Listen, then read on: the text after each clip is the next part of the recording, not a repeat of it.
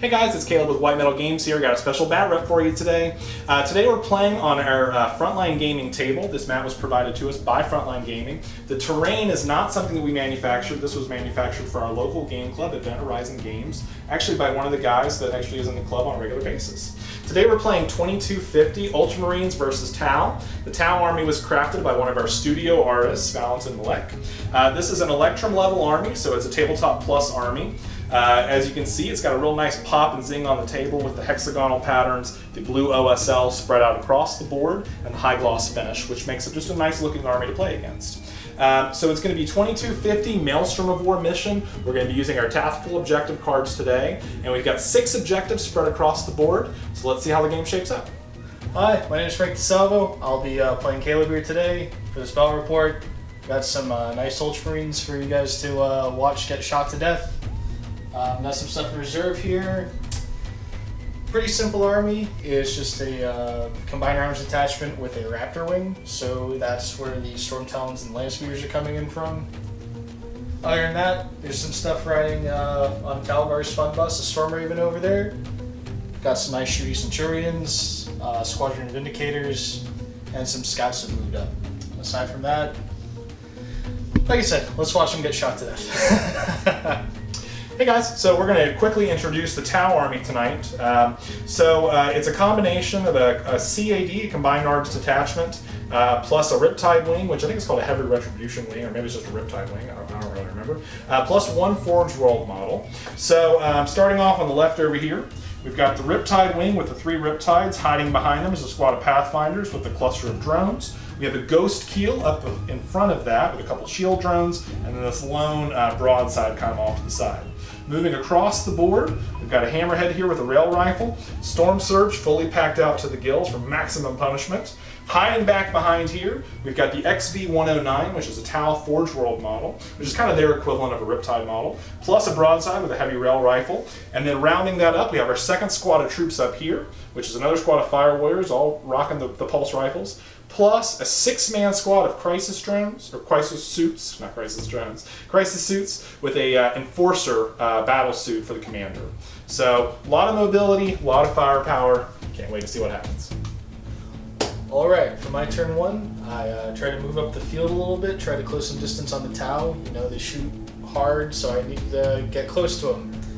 Unfortunately, Landspeeder moved up a little bit, but he mobilized himself, so he's not going anywhere. Got some scouts in the building there. They moved up into the building, they captured the objective.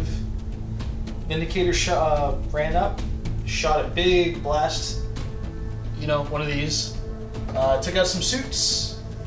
They didn't run away though, so it didn't go quite as planned. Centurions didn't really have any good things to shoot at, so they moved up. And they paid the prices you're about to find out. Yeah. Hey guys, so bottom of turn 1. Basically, this turn was all about the Vindicator formation. Frankie warned me going into the turn that I was going to have to deal with that early on, so we focus fired on it. The Riptide formation has incredible range with all of their weapons between 36 and 72-inch range, so all of them focus fired on the Vindicators and managed to knock out 2 of them with the help of the Railfire cannon on the Hammerhead. There's just a lot of long-range firepower, plenty of strength there to worry about. Meanwhile, the broadside on the right side of the board moved up. He fired off some of his smart missile weapons at some scouts that were hiding behind cover. Unfortunately, didn't wound any of them. The Ghost Keel had better luck with his weaponry. He managed to drop a couple of the scouts with his guns.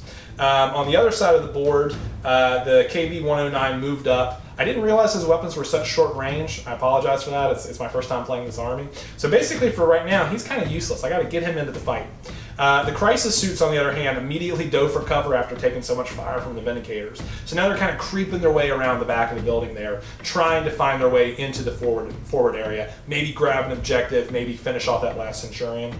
On this side of the board, the Storm Surge had enough long-range firepower when coupled with this little rail gun on that broadside that it was enough to drop off 2 of the Centurions. So we hit hard, we hit fast, but Frankie's about to come in with his flyers, and who knows what's going to happen. Let's find out. Okay, my turn 2. Flyers came on, did some damage to the Hammerhead, took out a broadside. Aside from that though, meaning heavy resistance, I was able to kill a Crisis suit over there with the Grab Centurion. The Vindicator shot bounced off the Ghost Keel. The Scouts did more work. They actually charged and killed the 2 drones, but they lost some guys in return. Score is, I got 3 points, which brings me up to a total of 5. Nice. Yeah. Alright, so that's you. Hey guys, bottom of turn 2. Alright, so this time his flyers came in with a vengeance, and I definitely had to deal with that threat. Unfortunately, I don't have a lot of Skyfire in this army. So basically what happened is the Riptide formation went Nova Charge. 2 of them actually got the Nova Charge off, 1 of them didn't. Then we went ahead and used the Nova Charge to do the Ripple Fire, and also once again we can do a Rip Fire Hailfire attack. So it's just a ton of shooting coming Frankie's way. So we buried all that shooting into the 5 Terminators that had a massive amount of hand-to-hand weapons like Thunderfire Cannons, and not Thunderfire Cannons, what are those things called? The Thunder Hammers. The Thunder Hammers. Thunderfire Cannons. Sorry, I've been assembling a Thunderfire Cannon all weekend. So all of their heavy weapons were just absolutely going to threaten our day and ruin us. So we buried all of the firepower into those guys, wiped them out successfully.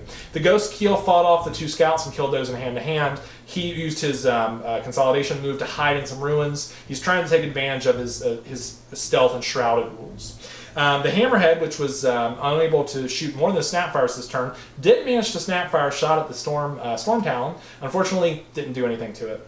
It managed to get a 4, which we figured out hurts his movement. So basically, he has to stay put, which isn't so bad because he's about to drop off all the kids at the pool anyway, so it's not really a big deal.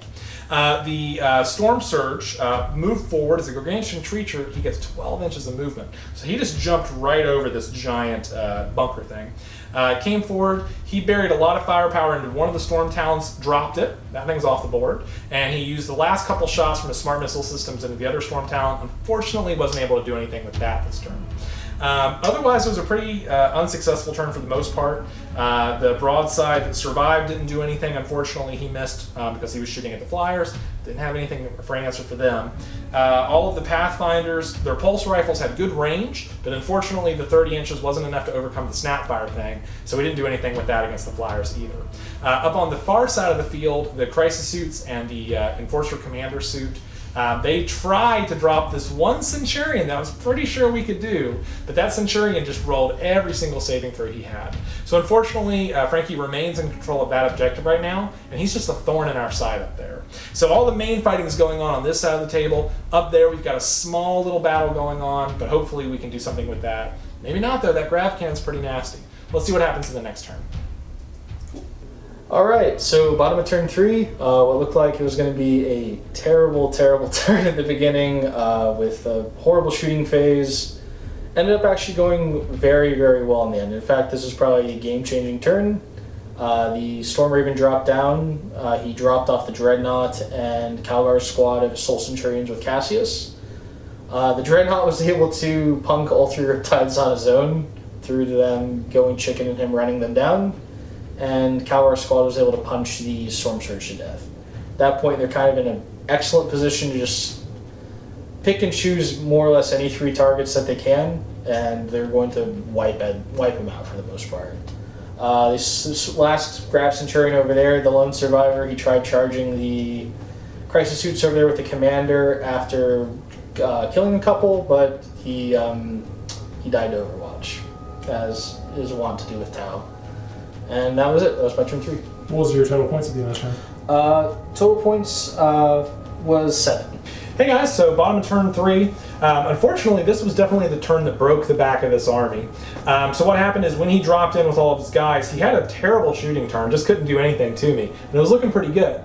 But then all of his hard hitters came in, his Centurions, Marnius Calgar, his chaplain, what's his name, Cassius? Cassius came in. So you've got this really devastating Death Star dropping right in the middle of the table, doing exactly what it's designed to do, which is killing the Storm Surge, knocking that guy out.